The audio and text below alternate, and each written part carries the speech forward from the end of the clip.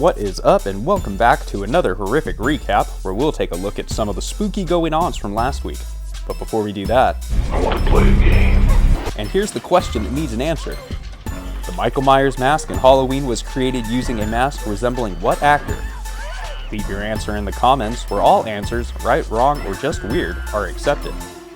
Alright, let's go back in time a bit to last week when it was Sunday, October 8th, and this Chucky fan was just finding out about the latest Chucky collection from Arrow Video. The 4K UHD set will include Child's Play 1 through 3, as well as Bride, Seed, Curse, and Cult of Chucky, and the newly released documentary Living with Chucky. 3 posters from the Child's Play films and a booklet will be included as well. Pre-order now from Arrow Video and enjoy this exclusive Chucky collection before Christmas on December 11th. Reported as early as October 6th from The Hollywood Reporter, The Exorcist Believer director David Gordon Green seems uncertain if he'll be directing his next planned Exorcist film, saying, "My intention is just to start making things, and as those plans come together, if I find myself in the director's chair," referring to The Exorcist Deceiver, "I'd be thrilled. But right now, I'm navigating it from a story perspective and looking at my realities of life as I pivot." Well, good luck with that pivot, and speaking of The Exorcist Believer, last Monday, October 9th, saw the film's box office numbers release, along with those of Saw X. Nice. The Exorcist Believer made over $26 million on its first weekend. It's just the beginning for The Exorcist Believer, but will it be enough to ward off Taylor Swift? And with last week's Monday came sad news as well, with the reported death of Waxwork director Anthony Hickox, who's passed away at the age of 64. This is the man who gave us Hellraiser 3 Hell on Earth, and a very memorable CD-wielding Cenobite. Thank you for your horror contributions. Tuesday, October 10th of last week brought with it an update on Rob Savage's proposed adaptation of Stephen King's The Langoliers when he told comicbook.com that getting the rights to make the project has been difficult. Rob Savage first announced his plans for the Stephen King short story back in May on Fangoria's The Kingcast, hosted by Scott Wampler and Eric Vespi. Last Tuesday also saw the release of Hayride to Hell's official trailer on YouTube. Bill Moseley's Farmer Sam will do anything to save his land, even if it means tricking those that want it into a bloody thrill ride of revenge. Also starring Kane Hodder, be on the lookout for Hayride to Hell when it enjoys its release on October 20th. Last week's Wednesday, October 11th was looking good, and so will you in these new t-shirts from Bloody Disgusting and Spencer's, featuring some of your favorite icons of horror like Chucky, Michael Myers, Killer Clowns, and Terrifier. These are the perfect shirts for cons, movie premieres, and more, and can be yours to own when you visit Spencer's website.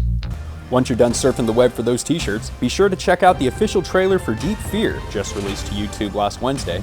Directed by Marcus Adams, we'll get to see how Colombian booger sugar affects one of the ocean's top predators next month on November 3rd. Don't want to fly high? Then set sail with The Last Voyage of the Demeter later this month, when the film comes to DVD, Blu-ray, and digital. From director Andre Overdahl comes the tale of Dracula's voyage to London on the ship Demeter and the crew he wipes out. Own The Last Voyage of the Demeter on October 17th. And more sad news ends Wednesday of last week with the announcement of director Jeff Burr's passing.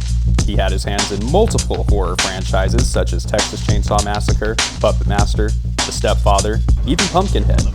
Never really given the room to grow as a director due to major studio influence on his films, Jeff Burr still leaves us with a small legacy of horror films under his belt.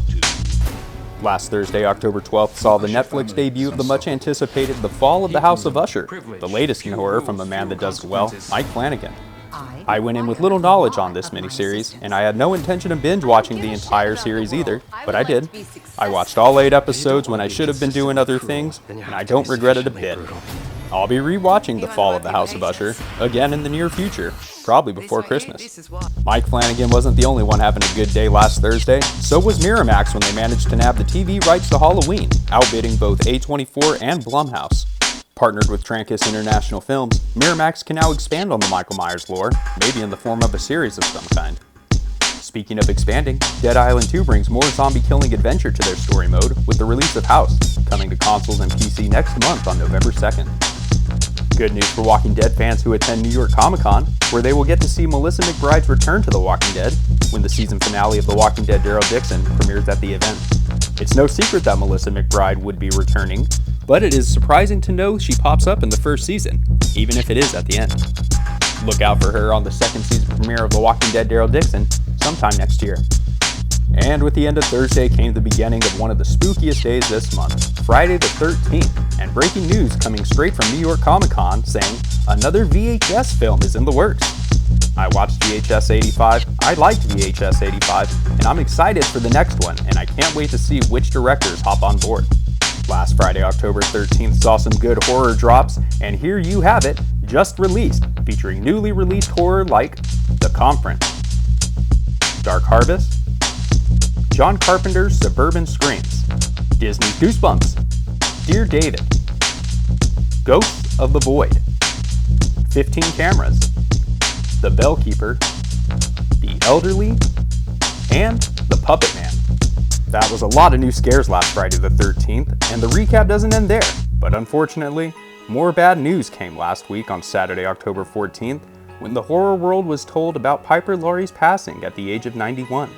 Piper Laurie gave a truly frightening performance as Carrie White's mother in 1976's Carrie, and definitely earned a top spot as far as creepy moms are concerned. It's good to know horror will have Mrs. White and a few other roles to remember Piper Laurie by. We've now come to the end of this horrific recap. Before I say goodbye, I want to play a game. With the question being, the Michael Myers mask in Halloween was created using a mask resembling what actor? That actor was William Shatner. I'll see you next week.